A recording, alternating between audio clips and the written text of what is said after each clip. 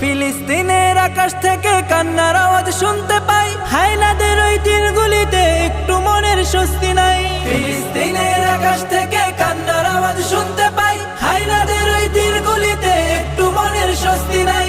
হারানো সেই ইমানি শক্তি জাগাও আরেকবার, হারানো সেই ইমানি শক্তি জাগাও আরেকবার।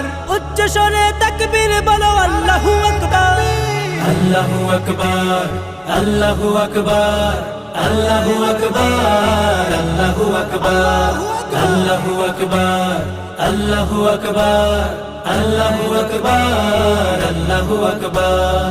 রক্ষা করো প্রথম কিবলা মুসলমানের প্রাণভূমি, খতম করো তাদেরকে আজ লক্ষ্য পানে যাও তুমি।